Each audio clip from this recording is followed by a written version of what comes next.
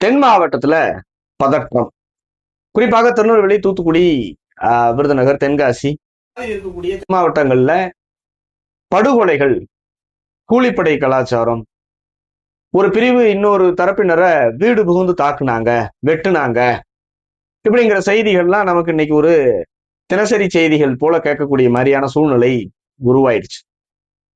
அதிலும் குறிப்பாக திமுக ஆட்சி பொறுப்பேற்ற பிறகு அந்த செய்திகள் மிக மிக அதிகமாயிடுச்சு. அதை மையமாக வைத்து சில வருடங்களுக்கு முன்பு புதிய தமிழகம் கட்சி திருநெல்வேலியில் ஒரு மிகப்பெரிய ஆர்ப்பாட்டத்தை மழையோடு நடத்தி அரசுக்கு ஒரு கோரிக்கையை முன்வச்சு. அதாவது ஒரு குறிப்பிட்ட சமூகத்தை சேர்ந்த கூலிப்படை வன்முறை கும்பல் தான் எல்லா குற்றச்சம்பவங்களுக்கும், அதாவது தென் மாவட்டத்தில் நடக்கக்கூடிய பல்வேறு குற்றச்சம்பவங்களுக்கு காரணமா இருக்கிறாங்க. அந்த குற்றச்சம்பவங்கள் எல்லாமே அவங்க தான் தொடர்புடையவர்களா இருக்கிறாங்க. அதனால நீங்க உடனடியாக இதற்கு ஒரு கடுமையான நடவடிக்கைகளை எடுக்கணும். கூடுதலாக போய் தேசிய புலனாய்வு முகமை NIA தென் மாவட்டங்களில் முகாமிட்டு இந்த குற்றச்சம்பவங்களை ஆய்வு செய்யணும். இதில் குற்றப்பின்னணி உள்ளவர்களை, இந்த குற்றச்சம்பவங்களில் ஈடுபடக்கூடியவர்கள் மீது மிக கடுமையான தண்டனைகளுக்கு உட்படுத்தணும் அவங்கள அப்படின்னு எல்லாம் பல்வேறு கோரிக்கைகளை முன்வைத்து ஒரு ஆர்ப்பாட்டத்தை நடத்தும். தொடர்ந்து அதன் பிறகு நடந்த பல்வேறு நிகழ்வுகள்ல இதை தொடர்ந்து வலியுறுத்திட்டே வரோம். ஈவன் 1996ஆம் ஆண்டு தலைவர் அவர்கள் சட்டமன்ற உறுப்பினராக பதவியேற்றதிலிருந்தே 1995 கொடியன்குளம் சம்பவத்திலிருந்தே, ஏன் அதற்கு முன்பிருந்தே கூட தென் மாவட்ட கலவரங்கள், தென் மாவட்ட பதற்றங்கள் அப்படிங்கிறதுக்கு ஒரு குறிப்பிட்ட பிரிவினர் தான் அடிப்படையா இருக்கிறாங்க. அவங்கதான் அடிப்படை காரணமாக இருக்கிறாங்க. சோ அவங்க மீது ஒரு சிறப்பு கவனம் செலுத்தி அவர்களை சரி செய்யணும், இல்லைன்னா இந்த பிரச்சனைக்கு ஒரு தீர்வாகாது அப்படின்னு தான் சினிமாக்களில் கூட அந்த பகுதியை மையமாக வைத்து எடுக்கப்படுகிற கதைக்களத்தில் அதே குறிப்பிட்ட பிரிவினரை நீங்க கொண்டு சீவி ஏற்கனவே பிரச்சனையா இருக்கக்கூடியதை மேலும் பிரச்சனையாக்காதீங்க. பாடல்கள்ல, காட்சிகள்ல, வசனங்கள்ல, தலைப்புகள்ல, அதான் இந்த சண்டியருங்கிற தலைப்பை மாத்தி விரும்பாண்டிங்கிற மாத்திர அளவுக்கெல்லாம் கூட பண்ணோம். அதுல எல்லாம் முக்கியமா ஒரு அருவாள்ல சொட்ட சொட்ட ரத்தம் சொட்ட சொட்ட ஒரு டிராயிங் வரைஞ்சு வச்சிருந்தாங்க. அந்த டிராயிங்கை மேற்கோள் காட்டி அந்த அருவா யாருடையது, அந்த ரத்தம் யாருடையது, என்ன சொல்ல வரீங்க இந்த சமூகத்துக்குலாம் தலைவர் அவர்கள் கேட்ட கேள்விங்கிறது தென் மாவட்டத்தில் மிகப்பெரிய அதிர்வலையை ஏற்படுத்திய கேள்விகள். தற்போது வரை அந்த ஸ்டாண்ட்ல உறுதியா இருந்து குற்றம்னா குற்றம், குற்றவாளினா இவர் தான் குற்றவாளி அப்படின்னு பேசிட்டு வர்றோம். ஏன் அந்த குற்றங்கள் குறைவல, அந்த குற்றவாளிகள் திருந்தல, வேறு வழி இல்லாமல் 40 ஆண்டுகளுக்கு மேலாக ஒரு குறிப்பிட்ட சமூகத்தினர் பெயரை சொல்லி இவர்கள் குற்றம் செய்யறாங்க அப்படின்னு சொல்லி இன்னைக்கு வரைக்கும் பேசிக்கிட்டு இருக்கிறோம். அதே போல திருநெல்வேலியில் மென்பொறியாளர் கவின் அப்படிங்கிற ஒரு இளைஞர், நல்ல ஒரு சொபிஸ்டிகேட்டடான லைஃப் ஸ்டைல்ல வாழக்கூடியவர், 1 லட்சம் ரூபாய்க்கு மேல சம்பளம் வாங்குறாரு அப்படின்னு சொல்றாங்க. அவர் ஒரு பெண்ணை காதலிச்சிட்டாரு அப்படிங்கறதுனால அந்த குடும்பத்துல அவங்க அண்ணன் சில கூலிப்படையினரை வச்சு அந்த பையனை வெட்டி கொள்றாங்க. அப்ப சர்வதேச அளவுல இது ஒரு பேசு பொருளாகுது. இத்தனை ஆண்டுகளாக அந்த குறிப்பிட்ட ஒரு சமூகத்தின் பெயரை சொல்லி புதிய தமிழகம் கட்சி பேசுது. பலர் பல காரணங்களுக்காக பேசாம இருந்தாங்க. அந்த கவின் படுகொலைக்கு பின்னால வெளிப்படையாக பலரும் பேச துவங்கிட்டாங்க. அதுல குறிப்பாக கோபி சுதாகர் அப்படின்ற பரிதாபங்கள் அப்படிங்கிற அந்த யூடியூப் சேனல் நடத்திட்டு இருக்கக்கூடிய அந்த சகோதரர்கள் வெளிப்படையாகவே அந்த வீடியோ எடுத்தோன்னே உடனே அவங்க மேல பாஞ்சாங்க. எங்க இளைஞரணி தலைவர் திருநெல்வேலியில ஒரு ஆர்ப்பாட்டத்துல கலந்துக்கிட்டு அந்த படுகொலையை கண்டிச்சு நடந்த ஆர்ப்பாட்டத்துல கலந்துக்கிட்டு, இன்னும் எத்தனை காலத்துக்கு இதே மாதிரி இருப்பீங்க, இதை காட்டு மிராண்டி தானே இருக்கீங்கன்னு சொல்லிட்டு ஒரு குறிப்பு பேசின உடனே, ஐயோ எங்க சமூகத்தோட பேரை சொல்லி பேசிட்டாங்க, உடனடியா இவங்களை கைது செய்யணும்னு மாவட்டத்துக்கு எல்லா போலீஸ் ஸ்டேஷன்லையும் போய் அந்த சமூகத்தின் பெயரால் அமைப்பு நடத்துறவங்க, அந்த சமூகத்தின் பெயரை சொல்லி உயிர் வளர்க்குறவங்க போய் எல்லாம் பெட்டிஷன் கொடுத்தாங்க. இப்போ அண்மையில் சில தினங்களுக்கு முன்பு நாங்குநேரியில ஒரு கும்பல் பைக்ல போய் ஒரு டீ கடையில டீ சாப்பிட்டு இருந்தவங்களை கண்மூடித்தனமாக வெட்டி தாக்கி கொண்டாங்க. அதுல ஒரு பறையர் சமூகத்தை சேர்ந்தவர் படுகொலை செய்யப்படுறாரு. ஒரு இந்திக்காரர், இந்த மாநிலமே கிடையாது, இங்க என்ன சாதி கட்டமைப்பு இருக்குன்னே தெரியாது, பாவம், ஒரு கூலி தொழிலாளி. ஈவன் அவர் ஒரு ஹேண்டிகேப்ட்னு சொல்றாங்க, அவரையும் சேர்த்து கண்மூடித்தனமா வெட்டி படுகொலை செஞ்சிடறாங்க. அதுல நாடார் சமூகத்தை சேர்ந்தவங்க, கோனார் சமூகத்தை சேர்ந்தவங்க, அந்த டீ குடிச்சிட்டு இருந்தவங்க. பட் அந்த கும்பல், அந்த மறவர் சமூகத்தை சேர்ந்த அந்த கும்பல் யாரை அட்டாக் பண்றதுக்காக, யாரை குறி வச்சு போயிருக்காங்கன்னா, நாடார் சமூகத்தை சேர்ந்தவர். அந்த டீ கடை அந்த பகுதியில அந்த பெரும்பத்துங்கிற பகுதியில 2 தரப்புக்கும் நாடார் வர்சஸ் மறவருங்கிற பிரச்சனை ரொம்ப வருஷமா இருக்குது. அதோட பின்னணி குறித்து எல்லாம் நிறைய பேர் தெரியும், தெரியலனா கூட அது இப்ப அவசியம் இல்லாதது. பட் அந்த பின்னணி அதுபோக தன் சாதியினுடைய பெருமையை, அந்த கௌரவத்தை காப்பாற்றணும்னா நாம் அந்த பக்கத்துல அந்த ஆப்போசிட்ல இருக்கவங்க யாரா இருந்தாலும், அது கோனார் ஆகட்டும், தேவேந்திர குல வேளாளர் ஆகட்டும், நாடார் ஆகட்டும், பிள்ளமார் ஆகட்டும், செட்டியார் ஆகட்டும், யாரா இருக்கட்டும், ஆனா நம்ம சாதியை பார்த்து அவங்களுக்கு ஒரு பயம் இருக்கும்னா அவங்களை வெட்டணும் அப்படிங்கிற மாதிரியான ஒரு டாக். அது மட்டும் இல்லாம யார் வெட்டுறாங்களோ அவங்களுக்கு பூரா ரீல்ஸ்ல எல்லாம் பயங்கர பேர் வருது, அவங்களுக்கு பேர்ல பாசறை தொடங்குறாங்க, அவங்க பேர்ல அவர் பெரிய தலைவர்னு சொல்லி எல்லாம் கொண்டாடப்படுது. சோ அதனால நம்ம தலைவர் ஆகணும், நாம வந்து பேர் வாங்கணும், நம்ம ஒரு கெத்து, இந்த ஏரியாவில் நம்ம தான் கில்லி ஜித்து அப்படின்லாம் பேர் வாங்கணும்னா இந்த மாதிரி வன்முறை நிகழ்வுகளுக்கு நாம தான் தலைமை தாங்கணும். இப்படி சில வருஷத்துக்கு முன்னால கச்சநத்தத்துல நடந்துச்சு பாருங்க. அதனால இந்த மாதிரிதான் கஞ்சா போதை, மது போதை, இந்த மாதிரியான ஒரு போதை, கூடவே சாதி போதை எல்லாத்தையும் ஏத்திக்கிட்டு எங்க ஒரு கொலை குற்றத்துக்காக, ஒரு பெரிய குற்றச்சம்பவத்திற்காக கைது செய்யப்பட்டு சிறையில் அடைச்சிருக்காங்கன்னா அந்த சிறையில திட்டமிடுறாங்களாம். லெப்ட் முருகன் ஏதோ ஒரு பேரெல்லாம் சொல்றாங்க, நவீன் அதுல பேர்கள்லாம் சொல்றாங்க. ஸோ இந்த குரூப்ல இதுல நவீன் பெருசா, இன்னொரு குரூப் அவங்களுக்குள்ளேயே அவங்க யாருன்னு பெருசா அடிச்சு காட்டிக்கிறதுக்கு நீங்க 2 பேரும் தாண்டா சண்டை போடணும். நீ ஒரு கத்தியை வச்சுக்கோ, நீ ஒரு கத்தியை வச்சுக்கோ, வாடா குத்தி பார்ப்போம், வடிவேல் சொன்னது மாதிரி அடிச்சு பார்ப்போம், அப்படித்தான் நீங்க அடிச்சு பார்க்கணும். அதை விட்டுட்டு ஜெயிலுக்குள்ள உட்காந்து ஆப்போசிட் பார்ட்டியை யாரு, நமக்கு எதிராக இருக்கிறவங்க யாரு, நம்மள்ட்ட எதிர்த்து பேசுறவங்க யாரு, நமக்கு யாரு அச்சுறுத்தலா இருக்கிற, சோ இப்படி தேடி உங்க 2 பேத்துக்குள்ள நடக்கக்கூடிய பெரியாள் சின்னால் போட்டிக்கு யார் பலியடை ஆகிறது? ஒரு நாடார் சமூகத்தை சேர்ந்த ஒரு சகோதரி தன் அண்ணனை வந்து அட்மிட் பண்ணிட்டு ஒரு பேசுறாங்க ஒரு பத்திரிகையாளர் சந்திப்புல, விரல்கள் எல்லாம் துண்டிக்கப்பட்டுருச்சு, நடைபெணமா தான் நீ அண்ணா வாழ முடியும், நாங்க என்ன தப்பு செஞ்சோம், ஊனமாயிட்டான், இதுக்கு என்னடா பதில் வச்சிருக்கிறீங்க நீங்க? சாதியை சொல்லி பேசிட்டாங்க, எங்க பேரை குறிப்பிட்டு பேசிட்டாங்க, ஒரு 10 பேர் செய்யறதுக்கு நாங்க எப்படி ஒட்டுமொத்த சாதியும் காரணமாக முடியும்?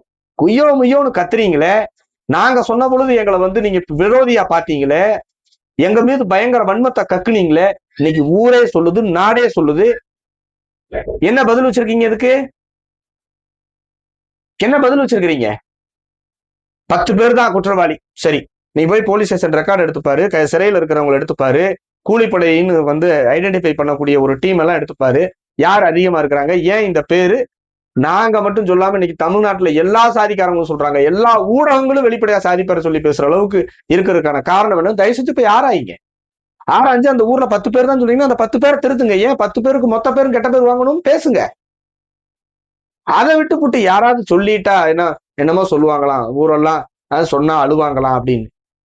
அப்படி இருக்கக்கூடாது. இதுக்கு கோவப்படுறது, ஆத்திரப்பட வேண்டியது பாதிக்கப்பட்டவங்க. யார் இழப்பை சந்திக்கிறாங்களோ அவங்க தான் ஆத்திரப்படணும், கோவப்படணும். கஞ்சிக்கே வெளியிலனாலும் அவனுக்கு பெரிய சாதி போத யார் ஏத்துறது? அவவே படுகொலை செய்யறது.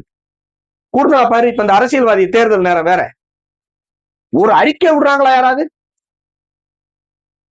எதிர்கட்சி தலைவர் எடப்பாடி பழனிசாமி, இங்க இருக்கக்கூடிய சமூக நீதி இயக்கங்கள், கம்யூனிஸ்ட், காங்கிரஸ், பாஜக,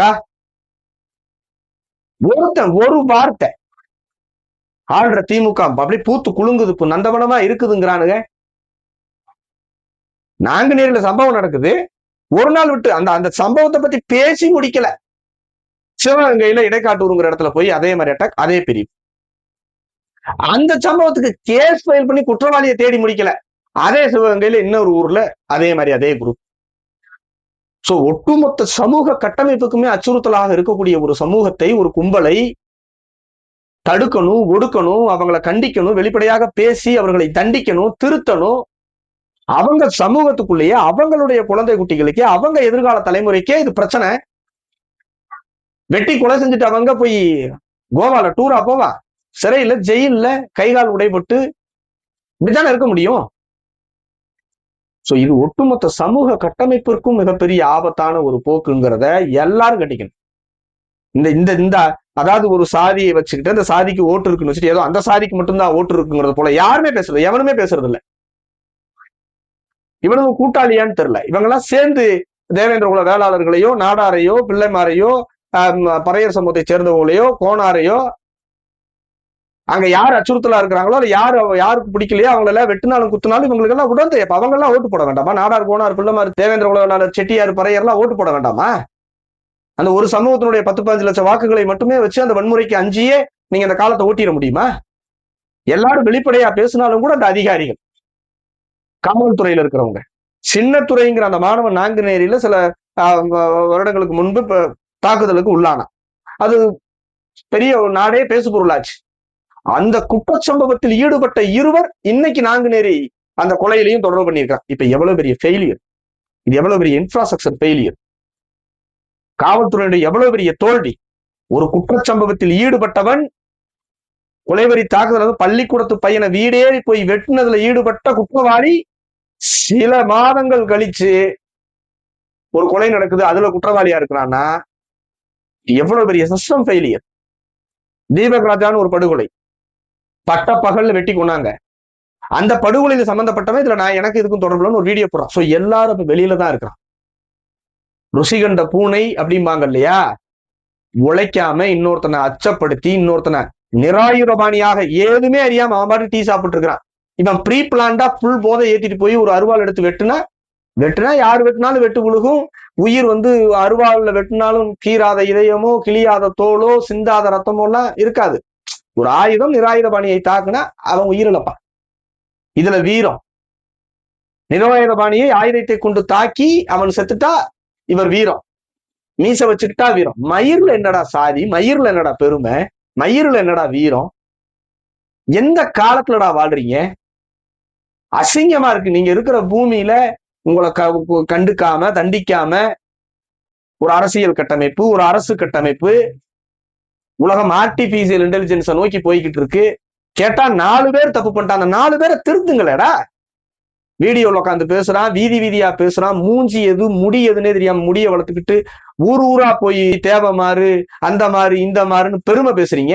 ஏன் அதே மாதிரி ஊரா போய் குற்றப்பின்னணி உள்ளவர்களை வீட்டுல போய் எப்பா தம்பிக்கு வா, இனிமேல் தப்பு செய்யக்கூடாது, கெட்டவங்க கூட பழகாத, கஞ்சா குடிக்காத, தண்ணின்னு அடிக்காத, உங்க தாயை பாரு, உங்க அம்மா தினமும் தினக்கூலிக்கு வேலைக்கு போகுது, 10 பாத்திரம் தேய்க்குது, உங்க அக்கா தங்கச்சி பாரு துணிக்கடல் 5000 6000க்கு கால் கடுக்க நின்று வேலைக்கு போயிட்டு வர்றாங்க.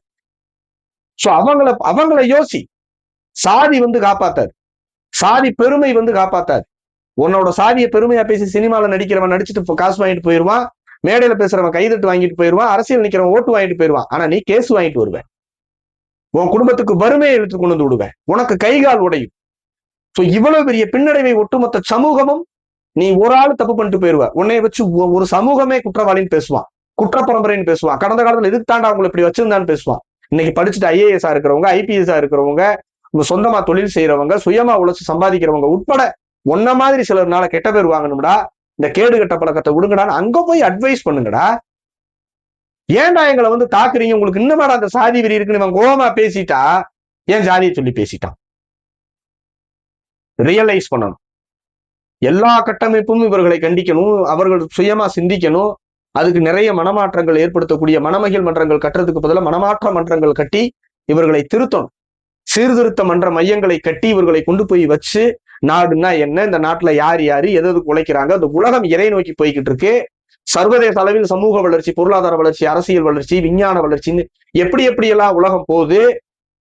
இந்த இரும்பு முதலாக எதுக்கு கண்டுபிடிக்கப்பட்டதுங்கிறது ஆரம்பிச்சு இந்த இரும்புலதான வச்சு போய் வெட்டிட்டு வரான்.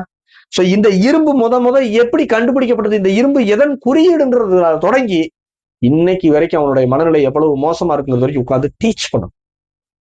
அவனை சீர்திருத்த மையங்களில் கொண்டு போய் அடைச்சு பண்ணணும். 3 மாசத்துல நான் 2 மாசம் 3 மாசத்துல பெயில் கிடைச்சிரும். வெளியில வந்த உடனே இவ்வளவுதானான்னு ஆகி போயிருது அவனுக்கு. விவேக் ஒரு நகைச்சுவையில சொல்லுவார், தண்டனைகள் கடுமையானதான் தப்புக்கள் குறையும்.